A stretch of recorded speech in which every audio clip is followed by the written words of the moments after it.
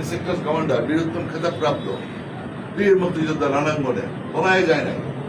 ফ্যামিলির দিকে চিন্তা করে না, ফ্যামিলিটাকে যদি ব্যর্থ হইতো তার কোর্ট মার্শাল ফাঁসি হইতো, চিন্তা করে না পরিবারের কথা, 2 সন্তানের কথা, তখন শিশু সন্তান আমার নেতা তারেক রহমান এবং আরো চিন্তাও করেনি। দেশের কথা চিন্তা করছে, জনগণের কথা চিন্তা করছে, বাংলাদেশের কথা চিন্তা করছে। একটু বড় স্যাক্রিফাইস আর কি হতে পারে? সেই আমার নেতা, উনি আমাদের প্রতিষ্ঠাদের চেয়ারম্যান। আমরা গর্ববোধ করি। আমার নেত্রী 82 থেকে 90 এরশাদ বিরোধী আন্দোলনের নেতৃত্ব দিয়েছেন, গণতন্ত্র পুনরুদ্ধার করেছিল। আবার গণতন্ত্রকে হত্যা করেছিল এরশাদ, সামরিক যন্ত্র, তাকে হটাইছেন খালেদা জিয়া, তার নেতৃত্বে আমরা হটাইছি, গণতন্ত্র পুনরুদ্ধার করছি। বিশাল achievement, it's a great achievement. এর চেয়ে আর কি অ্যাচিভমেন্ট থাকতে পারে? আওয়ামী লীগের কি অ্যাচিভমেন্ট আছে বলে? আওয়ামী লীগের কোন অর্জন নাই, পালাইয়া গেছে। 86 সালে বেইমানি করছে, একসাথে হাত মিলাইছে, একসাথে টাকা খেয়ে নির্বাচনে পানি জমাইছে, যার জন্য 9 বছর লাগছে আসাদকে সরাইতে। একসাথে একটা রিপ্যাট্রিয়ট, মুক্তিযুদ্ধে তার অবদান ছিল না, সে 9 বছর শাসন করছে, দুঃশাসন চালাইছে। বিএনপির বিশাল অ্যাচিভমেন্ট। এবারও অ্যাচিভমেন্ট আমাদের তারেক রহমানের নেত্রীর অ্যাবসেন্টে। তারেক রহমান আমার দলকে ঐক্যবদ্ধ রেখেছে, আমাদের দলটাকে টুকরা টুকরা করতে চেয়েছিল আওয়ামী লীগ। শেখ হাসিনা এমন কোন চেষ্টা বাদ দেয় নাই আমাদের দলটাকে ভেঙে টুকরা টুকরা করা।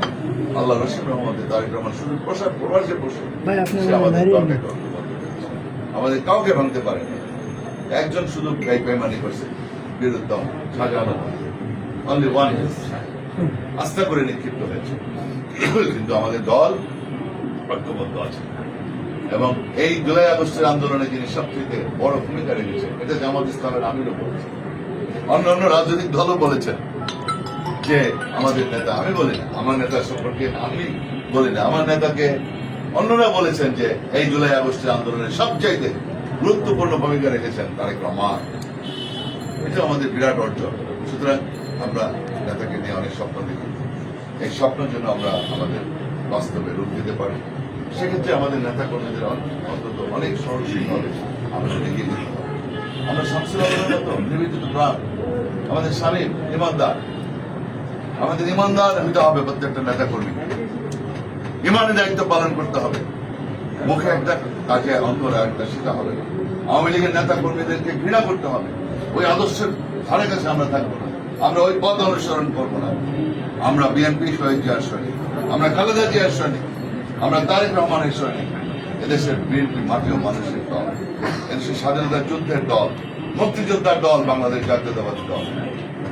আমরা সবচেয়ে বৃহত্তম রাজনৈতিক দল। এদেশের জনগণের প্রত্যাশা বিএনপি, বিএনপির উপরে আশা আকাঙ্ক্ষা। বিএনপির মাধ্যমে এদেশে একটা সুন্দর বাংলাদেশ তৈরি হবে, স্বনির্ভর বাংলাদেশ তৈরি হবে, একটি উন্নয়নের বাংলাদেশ তৈরি হবে।